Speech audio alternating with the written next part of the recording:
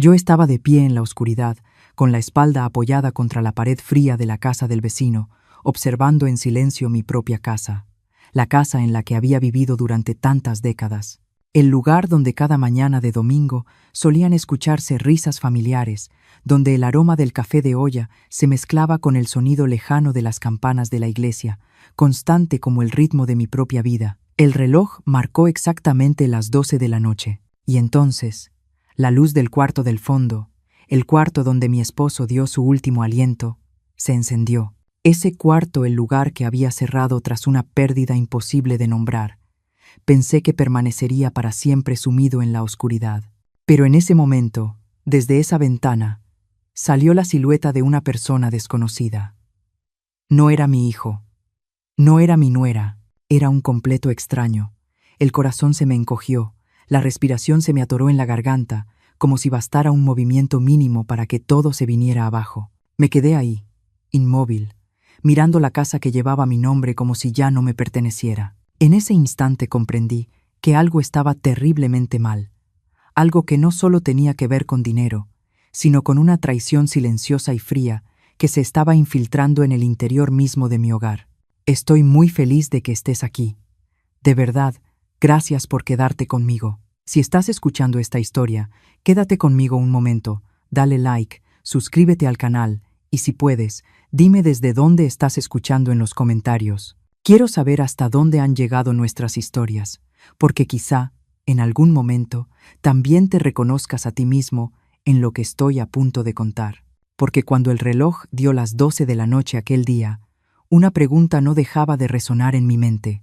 ¿Por qué, después de tantos años llamando a ese lugar hogar, tenía que vigilarlo a escondidas como si fuera una ladrona?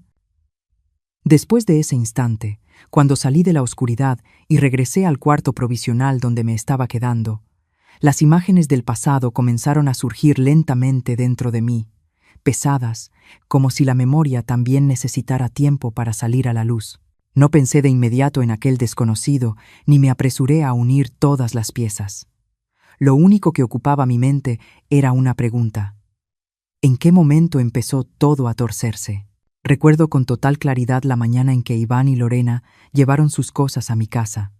Ese día el sol era suave y el viento pasaba ligero entre las bugambilias frente a la entrada. Iván cargaba una maleta vieja, y Lorena venía detrás con varias cajas de cartón.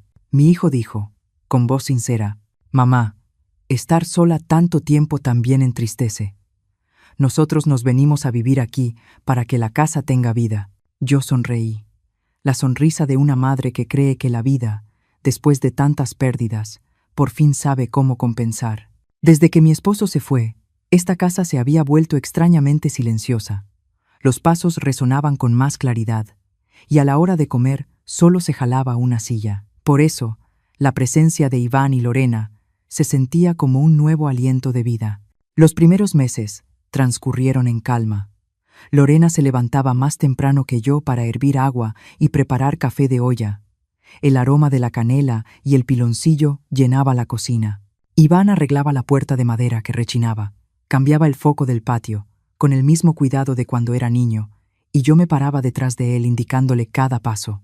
Cada domingo íbamos juntos a misa. Yo caminaba un poco detrás, viéndolos avanzar lado a lado, y pensaba en silencio. Tal vez esta era la recompensa tardía de mi vida, pero entonces esa paz no desapareció de golpe. Se fue resquebrajando muy despacio, casi sin hacer ruido. Al principio fueron detalles tan pequeños que yo misma me reproché estar siendo demasiado sensible. Lorena seguía cocinando, pero ya no me preguntaba qué quería comer. Iván seguía arreglando cosas de la casa, pero lo hacía rápido. Hablaba poco, como si tuviera prisa por terminar algo distinto. Las cenas comenzaron a pasar en silencio. Yo hacía una pregunta. Lorena respondía de manera breve. Iván bajaba la mirada al teléfono. Los dedos se deslizaban rápido por la pantalla y lo guardaba en cuanto notaba que yo lo miraba. Había momentos en los que entraba a la sala y la conversación entre ellos se detenía de golpe, como si alguien hubiera apagado un interruptor invisible. ¿De qué estaban hablando?, pregunté, con voz suave, sin querer cargar el ambiente. Lorena sonrió, pero esa sonrisa no llegó a sus ojos. De cualquier cosa, mamá. Iván no me miró. Asintió, como confirmando las palabras de su esposa, y se levantó a servirse agua. No había nada concreto a lo que pudiera aferrarme, solo la sensación de que estaba caminando un paso más lento que el ritmo de la vida dentro de mi propia casa. Luego vinieron las noches. Yo tenía la costumbre de dormirme temprano, pero a veces, en ese punto intermedio entre el sueño y la vigilia, escuchaba susurros que atravesaban el pasillo. No eran fuertes ni claros, apenas lo suficiente para hacerme abrir los ojos. En una ocasión salí de mi cuarto y el pasillo estaba completamente oscuro. La puerta del cuarto de Iván y Lorena estaba entreabierta y la luz se apagó de golpe. Me quedé ahí un momento, diciéndome que seguramente había escuchado mal. Hay cosas que, cuando uno no está listo para enfrentarlas, siempre busca explicar de cualquier manera. Me repetía que la edad me hacía imaginar cosas, que los hijos tienen su propia vida, asuntos que no necesitan compartir, que no todo gira alrededor de mí, pero la evasión empezó a hacerse más evidente. Lorena ya no se sentaba a platicar conmigo en la cocina como antes. Iván llegaba más tarde, poniendo de pretexto el trabajo. Y el cuarto al final del pasillo, el cuarto donde mi esposo dio su último aliento y que luego yo había usado para guardar cosas, de pronto permanecía siempre cerrado. Una tarde, al pasar por ahí, puse la mano en la perilla por costumbre. Estaba con llave. Me quedé inmóvil. Antes, esa puerta nunca había estado cerrada. ¿Por qué está cerrada esta habitación?, le pregunté a Lorena mientras acomodaba la ropa limpia. Ella levantó la vista y respondió demasiado rápido. Ahí hay mucha humedad, mamá. Nos dio miedo que se echaran a perder tus cosas. La respuesta sonaba razonable, pero dentro de mí algo se desajustó levemente.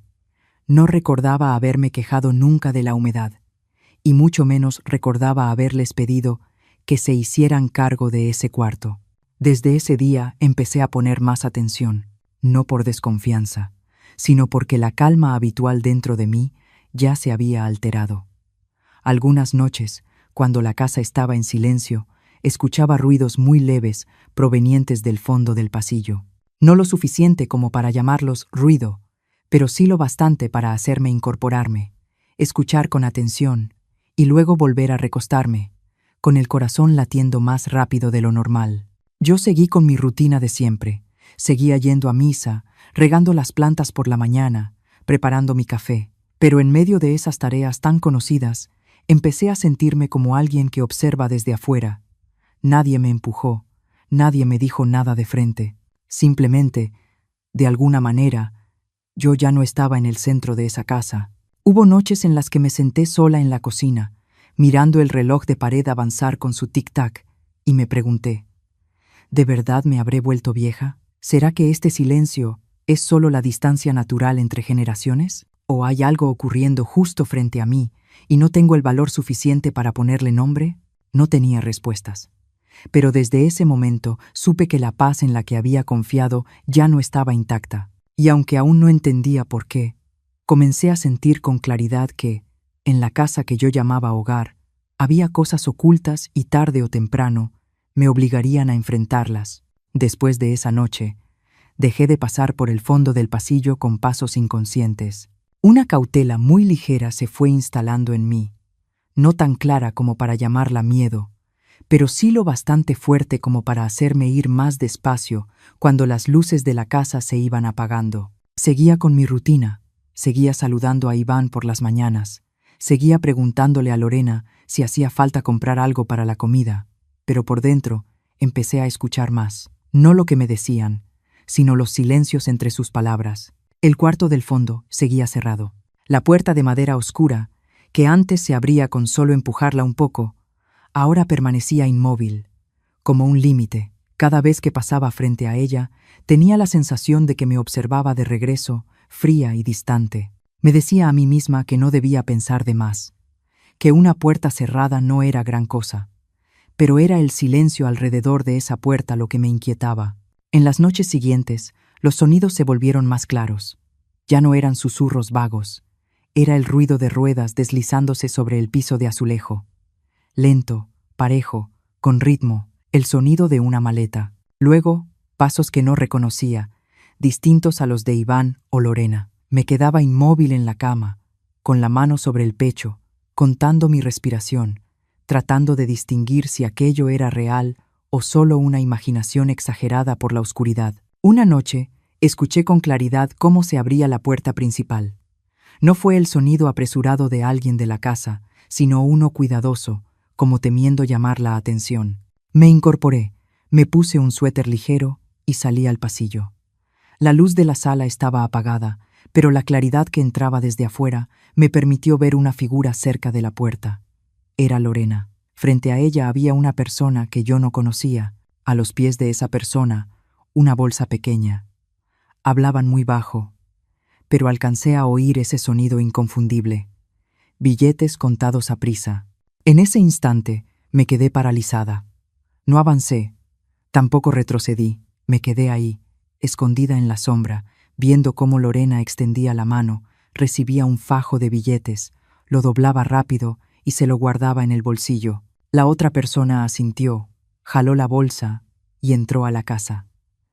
Caminaron directo hacia el fondo del pasillo, hacia el cuarto cerrado. Regresé a mi habitación sin hacer ruido. Cerré la puerta, me senté en la cama. El corazón me latía con tanta fuerza que me zumbaban los oídos. En mi cabeza, las preguntas chocaban unas con otras, desordenadas, caóticas. Quería creer que había entendido mal, que había una explicación sencilla, inofensiva. Pero la imagen de esos billetes doblados a toda prisa en las manos de Lorena no se iba. A la mañana siguiente, todo transcurrió con una normalidad aterradora. Lorena preparó el café, colocó la taza frente a mí y sonrió como siempre. Iván me saludó, me preguntó si había dormido bien. Le respondí que sí. Mi voz sonó como la de siempre, pero para mí resultó extraña, como si estuviera escuchando a otra persona hablar por mí. ¿Necesita que compre algo más, mamá?, preguntó Lorena, con las llaves del coche en la mano. No, así está bien, respondí. Ella asintió, sin mirarme ni un segundo más. Y fue justamente esa mirada esquiva la que me dolió más que todo lo que había visto la noche anterior. Empecé a notar detalles pequeños a los que antes no había prestado atención. Había más sandalias junto a la puerta, más toallas en el cuarto de lavado. El bote de basura se llenaba más rápido, y cuando Iván y Lorena pensaban que yo ya estaba dormida, hablaban entre ellos en voz baja, apresurada, como personas que están calculando el tiempo. Una tarde, cuando ninguno de los dos estaba en casa, me quedé mucho rato frente a la puerta del fondo del pasillo. Puse la mano sobre la perilla. Estaba fría. Saqué del llavero la llave que siempre había usado durante tantos años. La introduje en la cerradura. No entró. Intenté girarla con cuidado. No se movió. Saqué la llave y la miré en mi mano. Un objeto tan familiar se había vuelto inútil de pronto. Lo intenté una vez más, esta vez con más fuerza, como si la presión pudiera cambiar la realidad. Pero no, la cerradura era distinta, completamente distinta. En ese instante, sentí que una herida muy profunda se abría dentro de mí. No fue un estallido de enojo, sino la sensación de haber sido desplazada, de que me habían arrebatado el derecho de estar en mi propia casa. Apoyé la espalda contra la pared, respiré hondo, y luego me reproché a mí misma. Tal vez estoy exagerando, pensé. Tal vez Iván solo quiere arreglar las cosas para que estén mejor, pero entonces recordé el fajo de billetes. Recordé el sonido de la maleta. Recordé los zapatos desconocidos.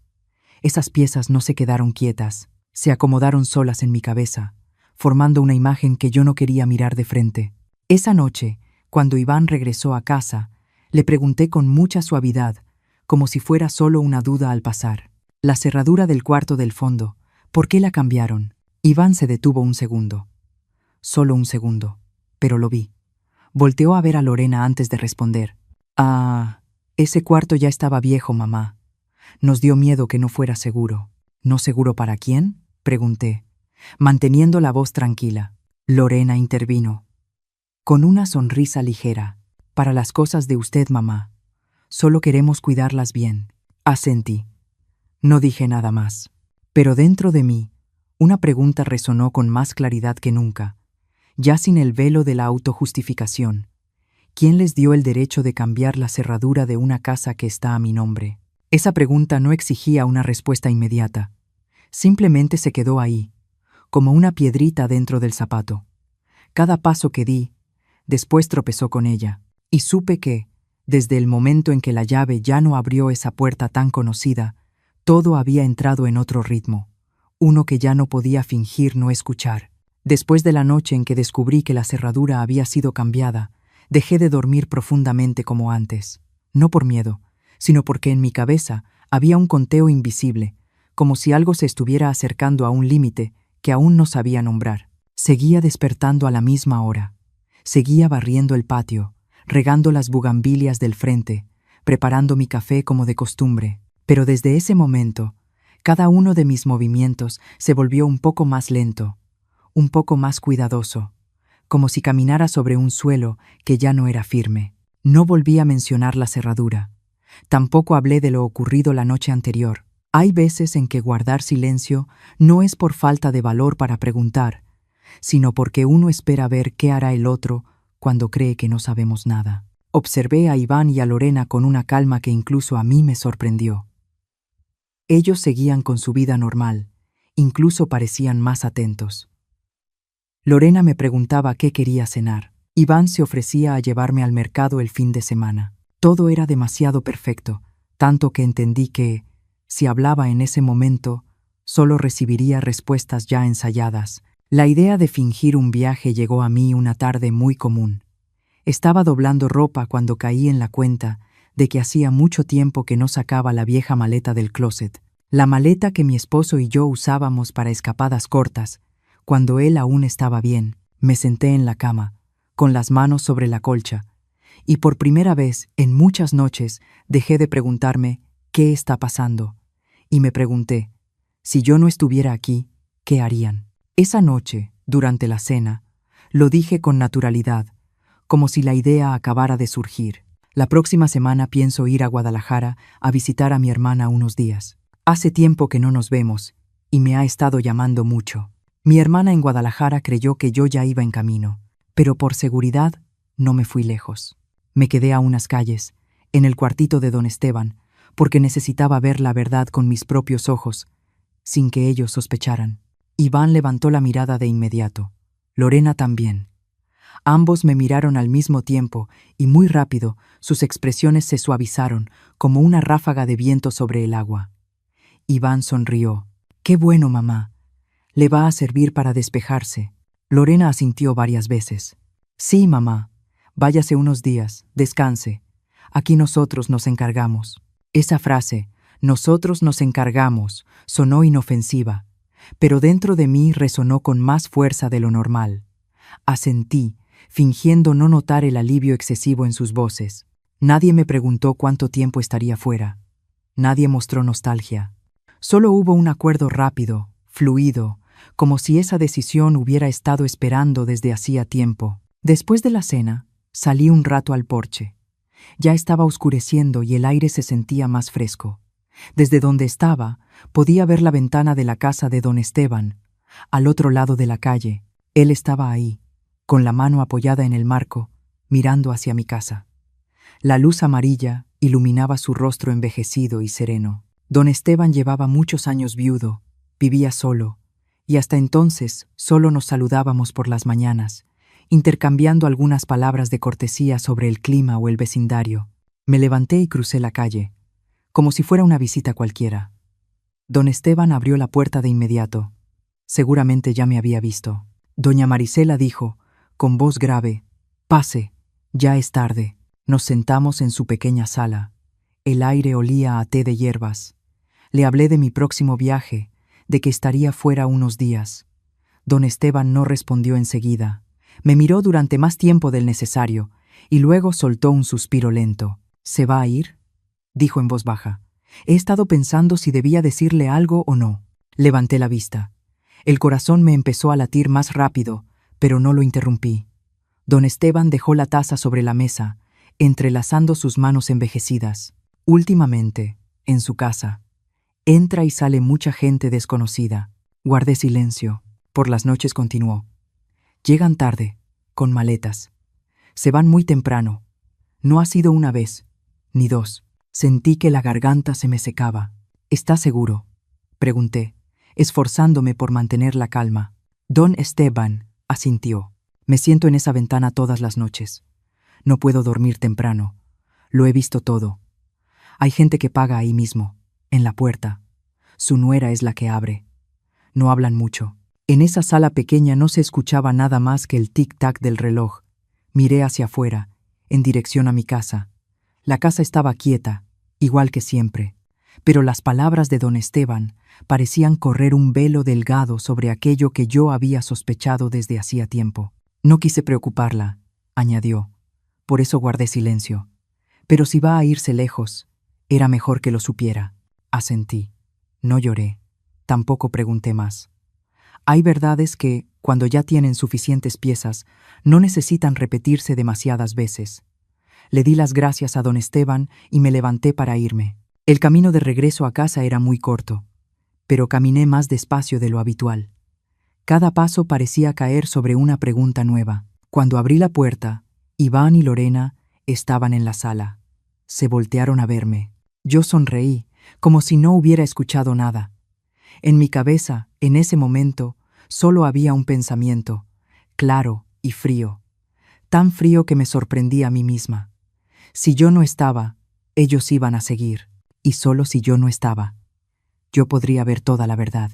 Esa noche, acostada en la cama, ya no me pregunté si estaba siendo desconfiada o no, solo me quedé mirando el techo, escuchando los sonidos pequeños dentro de la casa conocida, y dejé que la idea de fingir un viaje tomara forma poco a poco en mi mente. Ya no era un pensamiento pasajero, sino una decisión esperando el momento adecuado para hacerse realidad. El primer viernes que yo no estuve, me senté en el cuartito del segundo piso de la casa de don Esteban. Había menos luz, solo quedaba encendida una lámpara de mesa, de tono amarillo tenue. Desde esa ventana podía ver claramente el portón de mi casa. No era espiar en un sentido bajo, era mirar con la sensación de una madre tratando de entender qué le había pasado al hogar que alguna vez creyó invulnerable. Un poco después de las 7 de la noche, el primer coche se detuvo frente al portón. Lo reconocí de inmediato. No era el de Iván, ni era de alguien conocido. 2 personas bajaron, jóvenes, vestidas de manera cómoda, jalando una maleta mediana. No estuvieron ni un minuto frente a la entrada. Cuando la puerta se abrió, apareció Lorena, con el cabello bien peinado, el rostro fresco. Dijo algo, hizo un gesto señalando hacia adentro. Una de las personas sacó la cartera. La luz de la calle se reflejó en los billetes cuando los doblaron rápido, con cuidado. Sentí que el corazón se me hundía. Ya no había dudas, ya no había hipótesis. Todo estaba ocurriendo con una claridad que no necesitaba ninguna explicación adicional.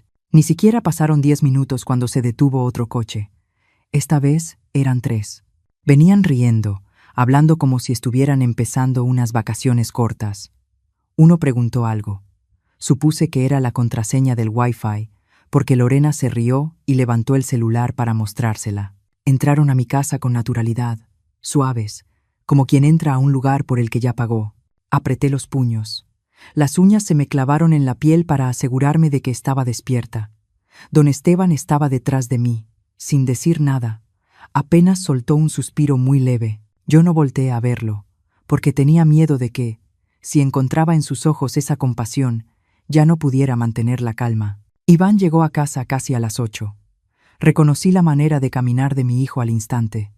Entró sin mostrar sorpresa ante los rostros desconocidos en la sala.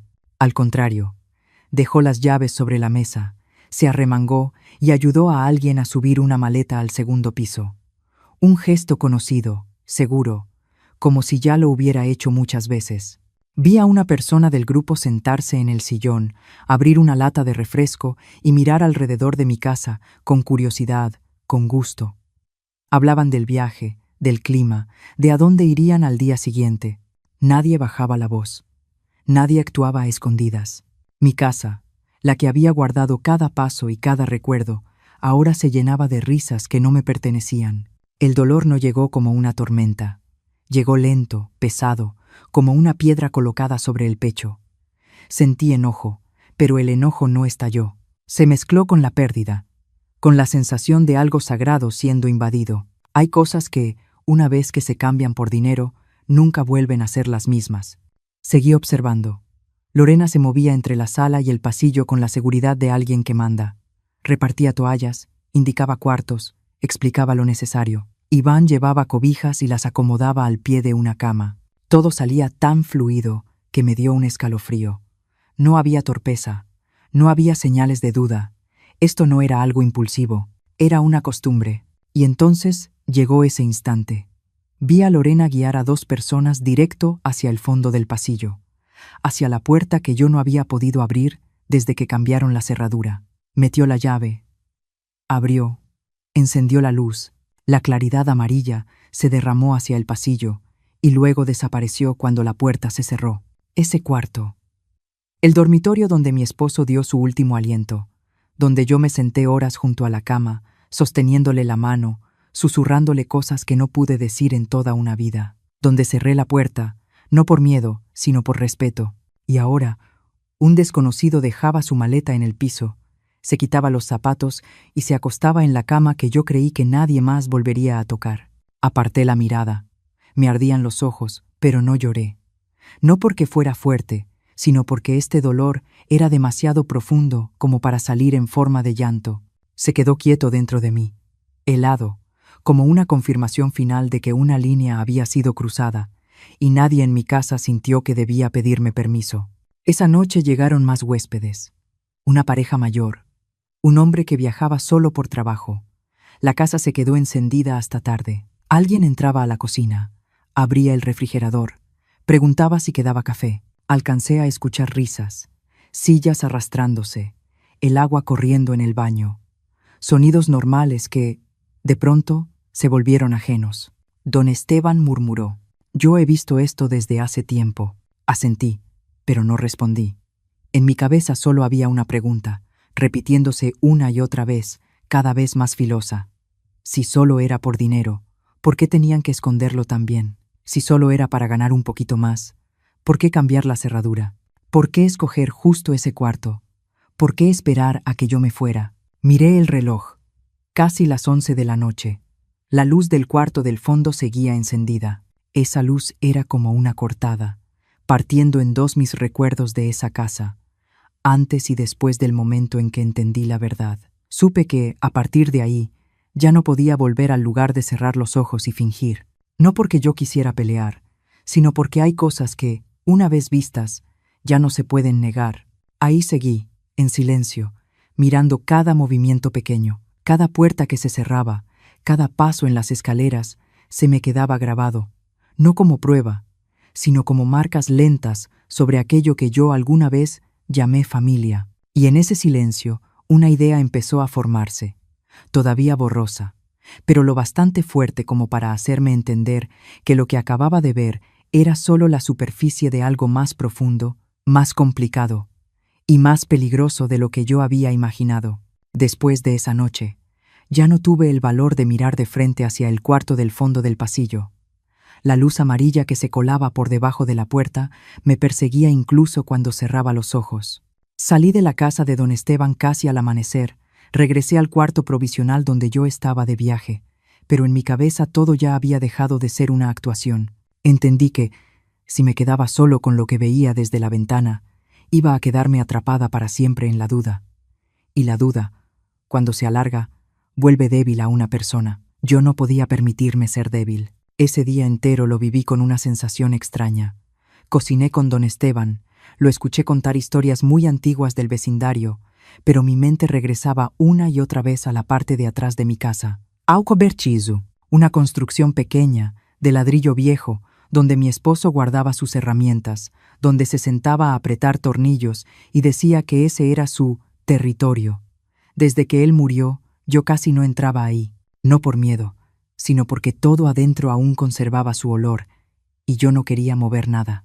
Pero ahora, la idea del cobertizo no se me iba de la cabeza. Don Esteban había dicho que casi nunca veía a nadie entrar ahí, y justo eso me parecía extraño.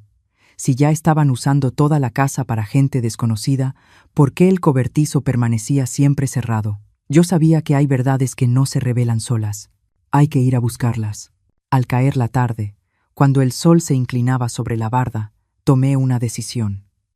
No fue un impulso. Fue una decisión que llegó después de una noche entera sin dormir. Esperé a que don Esteban saliera a comprar algunas cosas. Tomé mi llave vieja, el llavero que había guardado desde el primer día que llegué a esa casa. Me tembló un poco la mano, pero no por miedo a que me descubrieran. Temblaba porque entendía que, en el momento en que metiera la llave en esa cerradura, todo lo que yo sospechaba dejaría de ser sospecha. Me fui por el callejón angosto de atrás, donde estaba el portón de madera viejo que daba al jardín. Ese portón aún se abría con mi llave.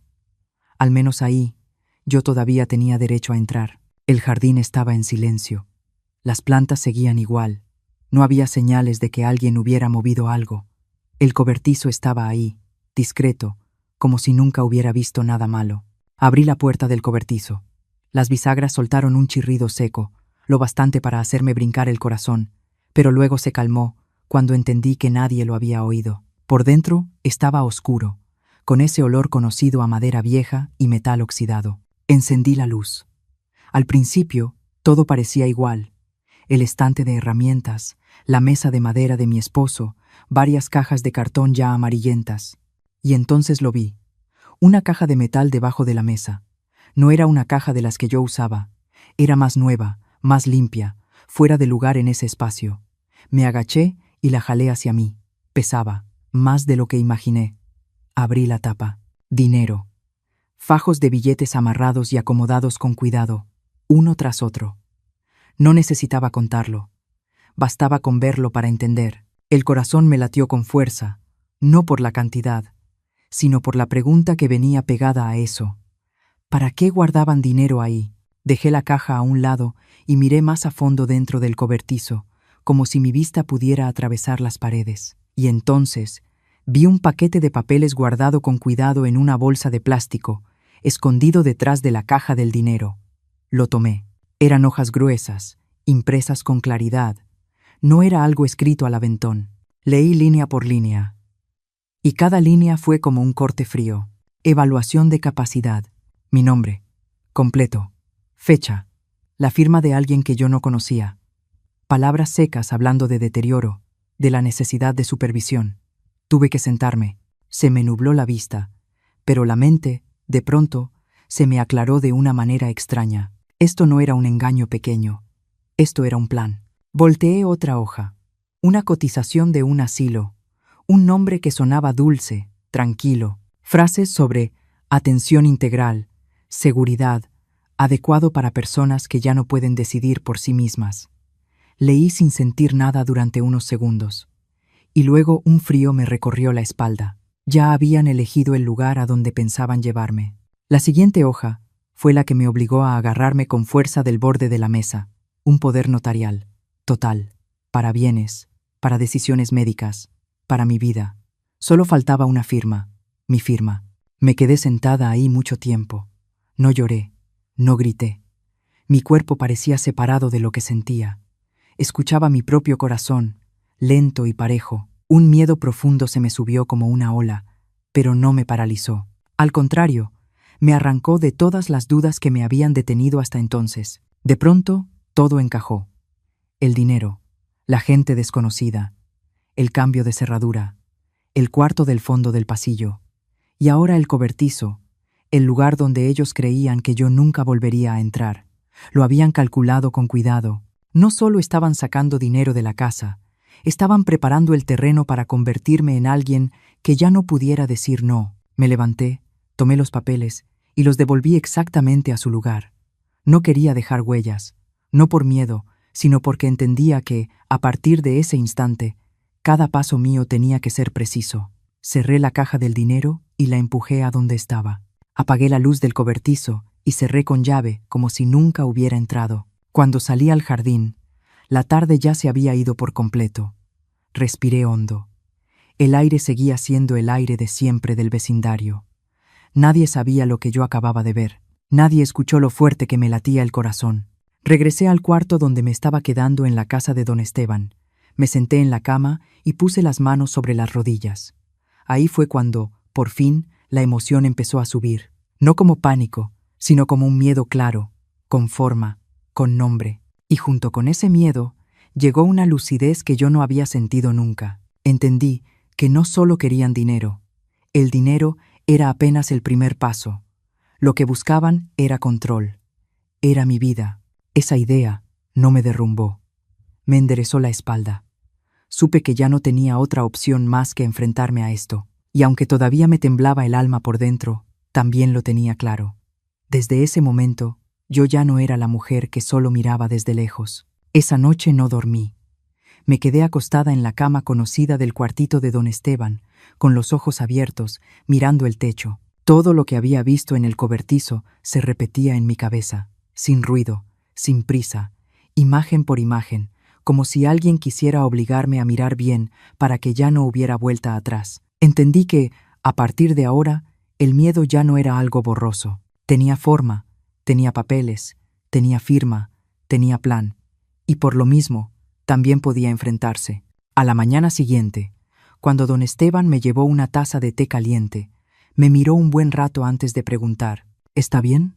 Asentí. No era un gesto para tranquilizarlo a él, sino para tranquilizarme a mí. No le conté los detalles de lo que había visto. Solo le dije que era más grave de lo que yo había imaginado. Don Esteban no preguntó más. Solo dejó la mano sobre la mesa, como diciendo que yo no estaba sola, y salió en silencio. Ese silencio suyo, en ese momento, fue lo que yo necesitaba más que cualquier consejo. Yo sabía que tenía que hablar con otra persona, con alguien que no solo me entendiera, sino que entendiera la ley. El nombre apareció en mi mente con una claridad enorme, como si hubiera estado esperando ahí desde siempre. Lucía. Nos conocíamos desde hacía años, desde que los hijos eran pequeños. Lucía era de esas personas que hablan poco, escuchan mucho, y cuando hablan, lo hacen con precisión. Era abogada de familia y de bienes, y más importante aún, entendía cómo los lazos de sangre podían volverse un arma peligrosa. Llamé a Lucía al mediodía. Su voz sonó por el teléfono, firme y serena, como la recordaba. «Marisela, hace mucho que no sabía de usted». No le di vueltas. Le dije que necesitaba verla de inmediato, que era algo relacionado con la casa y con la familia. Solo eso. Lucía guardó silencio un segundo y respondió, «Hoy en la tarde tengo un espacio. Venga a mi despacho». Nos vimos en una oficina iluminada, con la ventana abierta y una brisa suave que movía algunos papeles sobre el escritorio. Le conté todo a Lucía. El cambio de cerradura, la gente desconocida entrando y saliendo, y el cobertizo. Cuando puse los documentos sobre la mesa, Lucía no mostró gran cosa en el rostro. Leyó despacio, muy despacio, hoja por hoja. Yo noté que apretó un poco la mandíbula. Fue un gesto mínimo, pero suficiente para que yo entendiera que ella ya veía el nivel de peligro. «Esto no es un problema familiar común», dijo por fin. «Esto es un plan preparado». Luego me explicó, paso a paso, con voz calmada, que esos papeles, si se completaban, serían suficientes para quitarme el derecho de decidir, que guardar dinero en efectivo, usar la casa para alojar gente desconocida, eran cosas que podían revisarse si entraba una autoridad. Y lo más importante, que yo no debía entrar en pánico ni actuar con prisa. «Usted no puede salirse de esta historia», dijo Lucía, mirándome de frente. «Si usted desaparece de verdad, ellos van a tener el pretexto perfecto para acelerar todo». Entendí al instante lo que quería decir. Yo no podía huir, tampoco podía enfrentarlos de frente en ese momento. Tenía que quedarme, en el papel que ellos creían que era el más seguro para ellos. Hablamos durante mucho tiempo. Lucía tomó notas, dibujó un esquema, me preguntó cada detalle, incluso los más pequeños. Al final, levantó la vista. «Necesitamos dos cosas al mismo tiempo.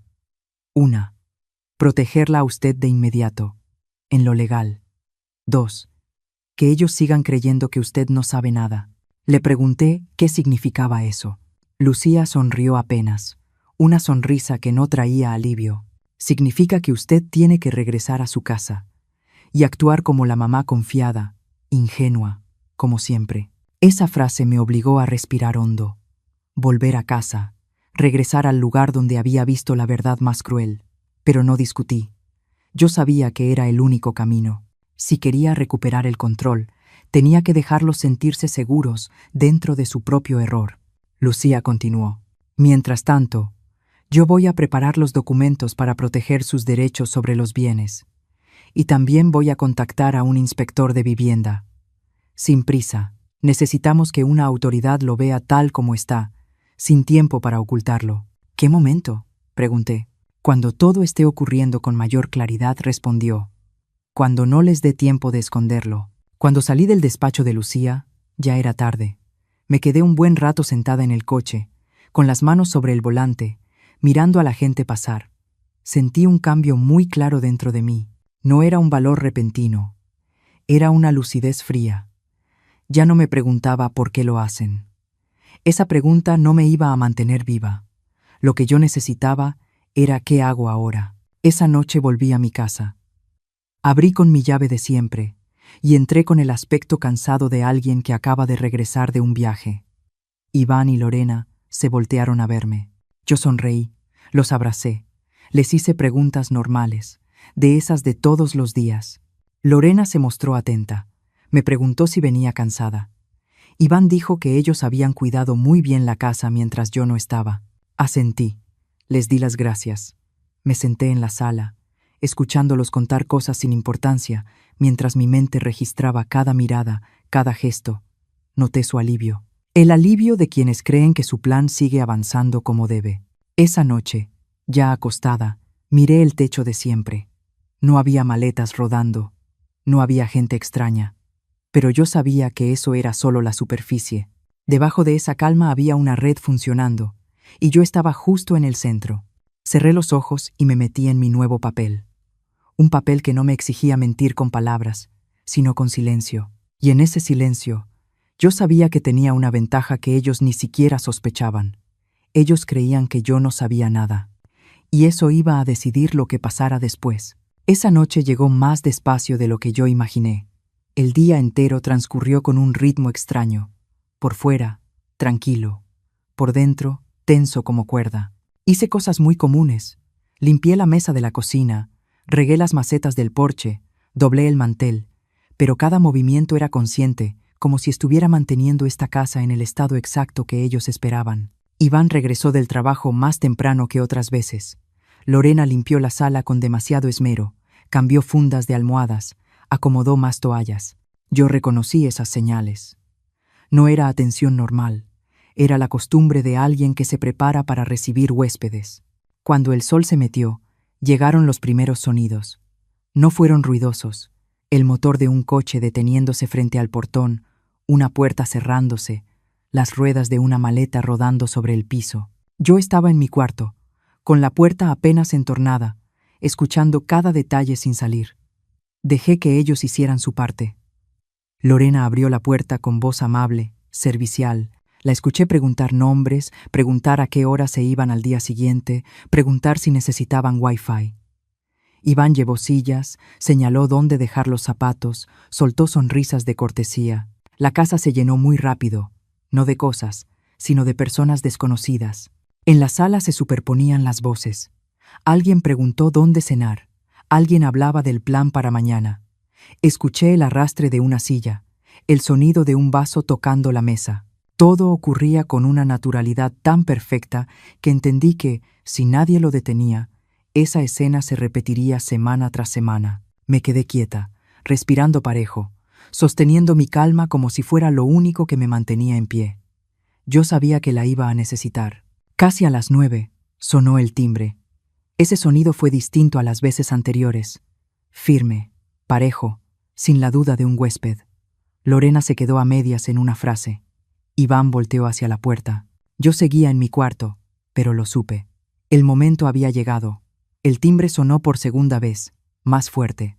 Escuché los pasos de Iván acercándose, el cerrojo corriendo. Una voz de hombre se oyó clara, sin prisa. Inspección de vivienda. Necesitamos hacer una verificación por un reporte de renta irregular y entradas y salidas constantes. El aire dentro de la casa cambió en un instante.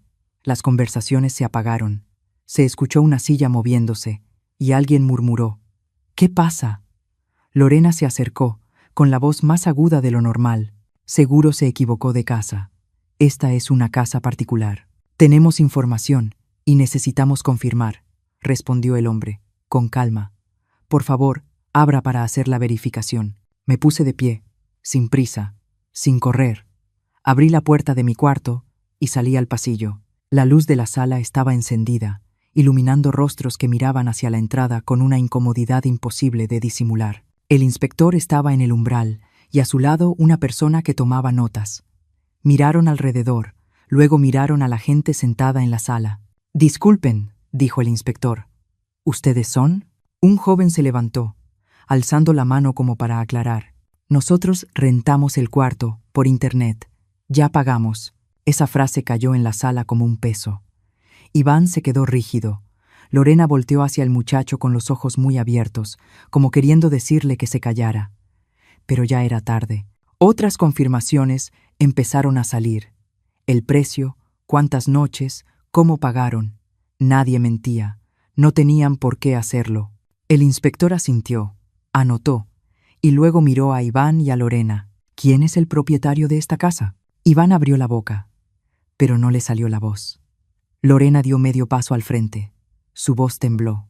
«Nosotros la estamos cuidando». Yo avancé un paso más, lo suficiente para quedar en medio de la sala. Sentí las miradas encima de mí, sorpresa, confusión, curiosidad. Escuché mi propio corazón, pero ya no se desordenaba. Hablé con voz pareja, sin necesidad de alzarla. «Yo soy la propietaria legal de esta casa». El inspector se volteó hacia mí. Miró los papeles que traía y luego me miró. «¿Ustedes?» Marisela, respondí. «Mi nombre está en las escrituras». Hubo un silencio breve. Luego el inspector asintió, educado pero firme. Se volvió hacia los huéspedes. «Una disculpa por la molestia. Esta casa no está autorizada para renta. Vamos a proceder conforme a la norma». Se levantaron murmullos. Algunos se mostraron molestos, otros confundidos. Otros comenzaron a recoger sus cosas en silencio. Lorena intentó decir algo, pero el inspector levantó la mano, pidiendo que esperara. Explicó el procedimiento y pidió a todos que se prepararan para retirarse. Todo ocurrió más rápido de lo que yo esperaba, pero sin caos. Ese orden me alivió, como si una puerta se hubiera abierto después de muchos días cerrada con llave. Iván se quedó de pie, sin mirarme. Lorena trató de mantener la calma, pero vi cómo apretaba los puños. Yo no dije nada. Dejé que la verdad hablara sola, pieza por pieza, sin que yo la empujara. Cuando los huéspedes fueron sacando sus maletas una por una, la casa empezó a vaciarse. El sonido de las ruedas sobre el piso se escuchó por última vez, y luego, silencio. El inspector terminó de levantar el acta. Habló brevemente con Iván y Lorena y les pidió que firmaran de conformidad. Yo me quedé a un lado, sin intervenir, sin añadir palabra alguna. Cuando todo quedó listo, el inspector me saludó con un leve gesto y se fue. La puerta se cerró tras ellos, llevándose consigo el último ruido de la noche. La casa quedó repentinamente vacía. La sala se sentía más grande. El sonido se apagó. Pude escuchar mi propia respiración. Iván se sentó en una silla, con las manos entrelazadas. Lorena se apoyó contra la pared, evitando mi mirada. Fui a la cocina y me serví un vaso de agua. Las manos no me temblaban. Lo que sentí entonces no fue satisfacción, fue liberación, ligera, profunda y real, como cuando alguien ha contenido la respiración demasiado tiempo y por fin puede inhalar. Comprendí que la justicia no es un grito ni un castigo ruidoso, es que cada cosa vuelva a su lugar. Yo había salido a la luz, había dicho mi nombre en voz alta, y esa casa, al menos en ese instante, había vuelto a ser mía. Pero cuando regresé a la sala y miré el espacio vacío por donde habían pasado las maletas, supe con absoluta claridad que lo ocurrido era solo la primera puerta. Lo que se había revelado esa noche era la superficie. Detrás quedaban cajones sin abrir, papeles sin nombrar, decisiones aún no enfrentadas. Dejé el vaso sobre la mesa, miré a Iván y a Lorena, y dentro de mí se afirmó una certeza tranquila pero filosa. El golpe de esa noche había sacudido todo, pero no era el golpe final. Cuando la puerta se cerró tras el inspector, la casa cayó en un silencio tan denso que pude oír el tic-tac del reloj en la pared. La luz de la sala seguía encendida, iluminando a 3 personas paradas en puntos distintos, como si acabáramos de quedar atrapados en un cuadro donde nadie quería reconocerse como protagonista. No me apresuré a hablar. Dejé que el silencio hiciera su trabajo, obligando a cada uno a mirar de frente lo que acababa de suceder. Iván fue el primero en romperlo. Mi hijo se sentó, con las manos entrelazadas y la cabeza baja. Cuando habló, su voz salió áspera, no por cansancio, sino por el esfuerzo de no venirse abajo. Mamá, puedo explicarlo. Lo miré. No sentí un estallido de enojo, solo ese peso denso, como una piedra sobre el pecho. Habla, respondí, con una calma que a mí misma me resultó ajena. Iván respiró hondo. Tengo deudas, más de las que creía. El trabajo es inestable, las tarjetas se acumularon. Me dio miedo decírtelo. Tenía miedo de decepcionarte. Escuché cada palabra como si oyera una historia ensayada muchas veces. Habló de presión, de números, del miedo a ser juzgado. No lo interrumpí. Dejé que terminara. Cuando se quedó en silencio pregunté, ¿y por miedo a decepcionarme, decidiste ocultármelo? Iván levantó la vista, con los ojos enrojecidos. Pensé que sería solo por un tiempo, hasta que mejorara. Fue entonces cuando Lorena dio un paso al frente. Se irguió, levantó ligeramente el mentón y su mirada se endureció. Reconocí ese cambio. Ya no era la confusión de quien ha sido descubierta, sino la defensa de quien está lista para discutir. Usted no lo entiende, dijo Lorena, con voz firme. Una casa tan grande, ¿de verdad la usa toda? Nosotros solo aprovechamos lo que sobra. Me volví hacia ella. ¿Aprovechar? Repetí. ¿Esa es la palabra que eliges? Lorena se encogió de hombros. Es práctico. Todo el mundo lo hace. Además, hizo una breve pausa. Usted ya no es joven. Tarde o temprano va a necesitar que alguien administre por usted. La frase no fue fuerte, pero me atravesó con profundidad. Miré a Iván. Él apartó la vista. No porque estuviera de acuerdo, sino porque había guardado silencio demasiado tiempo como para oponerse ahora. Caminé hacia la mesita junto a la ventana. De un cajón saqué una carpeta delgada. No la agité. La coloqué sobre la mesa y la abrí despacio, como quien despliega una partida de ajedrez con los movimientos ya pensados. Están hablando de administración, dije. Así que hablemos con claridad. Saqué la primera hoja. Evaluación de capacidad legal. Mi nombre. Fecha. La firma de alguien a quien no conozco. La dejé a un lado. Cotización de una residencia para adultos mayores. Habitación privada. Atención integral. Luego la siguiente. Poder notarial absoluto. Solo falta mi firma. Lorena dio medio paso atrás. Iván se levantó de golpe. ¿De dónde sacaste eso, mamá? Del lugar donde ustedes creyeron que yo nunca entraría, respondí. Del cobertizo. Nadie habló. Continué, con la voz firme, sin temblar. El momento para hacer esto también estaba elegido. Cuando yo me fuera lejos por más tiempo. Cuando todo estuviera lo suficientemente tranquilo para firmar papeles. ¿No es así? Lorena abrió la boca y volvió a cerrarla. Miró a Iván, esperando que hablara por ella. Iván negó con la cabeza. Apenas. Mamá. Yo no sabía que esto había llegado tan lejos. Lo miré. No sabías, repetí. Pero permitiste que sucediera. Cerré la carpeta. En ese instante sentí un dolor distinto.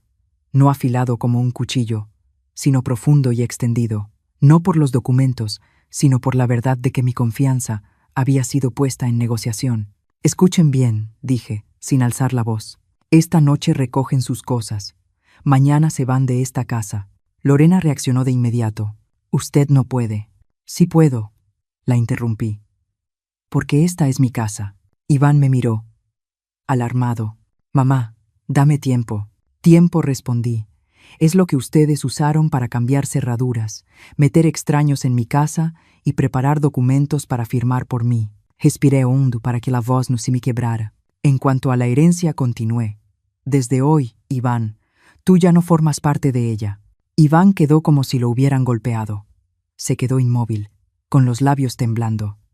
Lorena se volvió hacia mí de golpe, con voz helada.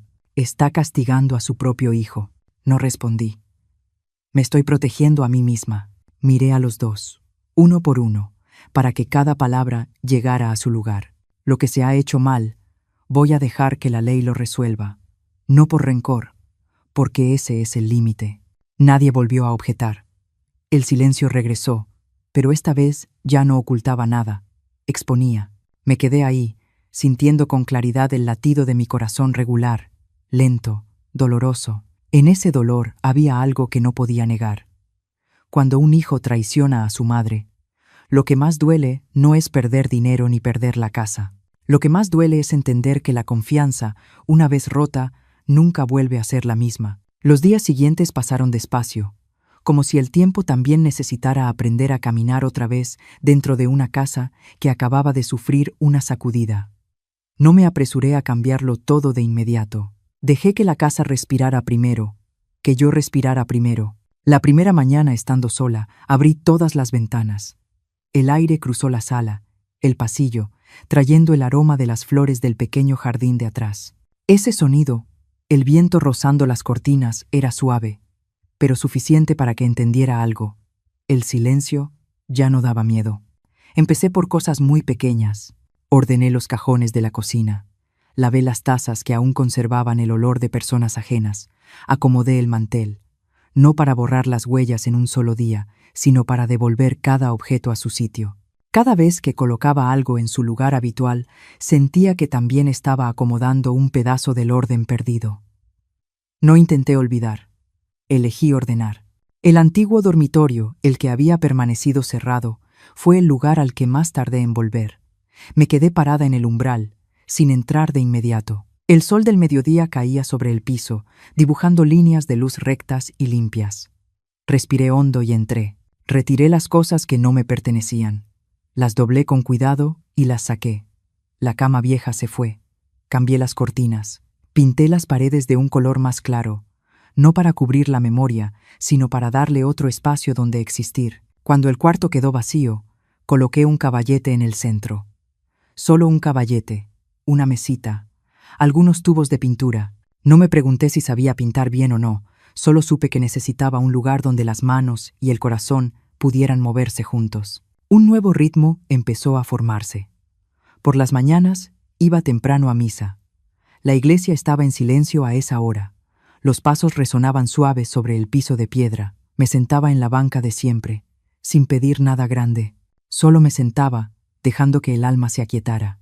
De regreso, pasaba por el mercado pequeño de la esquina, compraba pan caliente y algunas frutas de temporada. Volvía a aprender a comer despacio, masticar bien, tomar agua tibia como si el cuerpo también necesitara que le recordaran que estaba a salvo. Por las tardes cuidaba el jardín. Cambiaba la tierra de las macetas, podaba.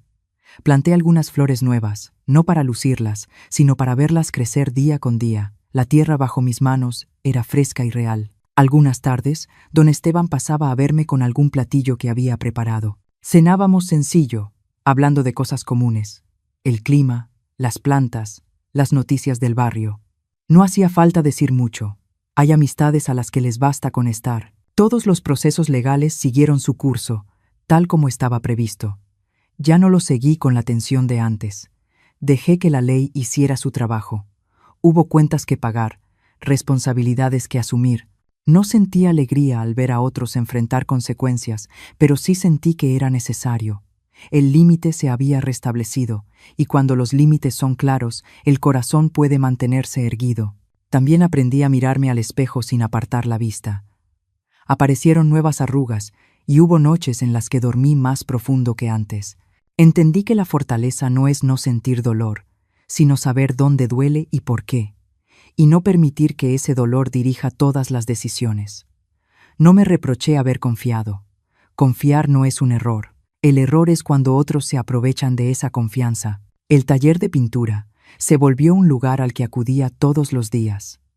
Pinté jardines, caminos, mañanas tranquilas. Los colores no eran estridentes, pero tenían profundidad. Hubo cuadros que terminé y dejé ahí, sin colgarlos ni guardarlos. Otros los pinté varias veces, borrando y volviendo a empezar. Comprendí que ese proceso, equivocarse, corregir, seguir, era también la manera en que estaba viviendo de nuevo mi propia vida, con otro ritmo. A veces la tristeza regresaba, muy suave. Llegaba cuando veía pasar a una madre con su hijo frente a la reja, o cuando escuchaba una risa conocida en algún lugar. No la rechazaba, la dejaba sentarse a mi lado un momento, y luego me levantaba a hacer otra cosa. La tristeza, cuando se mira de frente, deja de ocuparlo todo. Viví más despacio, pero no me cerré. Abrí la casa a la luz, al aire, a las relaciones honestas. Conservé lo que me pertenecía y solté lo que ya no. No necesité demostrar nada a nadie. Solo necesité, cada noche al apagar la luz, saber que cada decisión del día había sido firmada por mí, con plena conciencia. Hay algo que entendí con absoluta claridad después de todo. Quien actúa mal debe enfrentar las consecuencias, no para saciar la ira de otros, sino para que el orden se restablezca. Las mujeres mayores no somos débiles, solo hemos aprendido a guardar silencio más tiempo para observar mejor. La dignidad y la libertad no son cosas que nadie pueda firmar por nosotras, ni con documentos, ni con palabras dulces que esconden intenciones. Cuando me siento en el taller y la luz del atardecer entra por la ventana, dejo el pincel y sonrío apenas. No perdí a mi familia, solo perdí una ilusión y me encontré a mí misma. Al cerrar esta historia, la emoción sigue ahí sin ruido, solo como un reposo profundo y verdadero. Tal vez porque lo que viví no es algo ajeno, sino algo que muchos hemos tocado, de una forma u otra. Si todavía estás aquí, de verdad te lo agradezco. Gracias por quedarte hasta el final conmigo. Si esta historia te tocó, dale like, sígueme y suscríbete para que podamos encontrarnos de nuevo en otras historias. Y si quieres compartir, dime, ¿desde dónde me escuchas? ¿Alguna vez has tenido que levantarte para defenderte? Siempre leo y valoro cada una de tus palabras.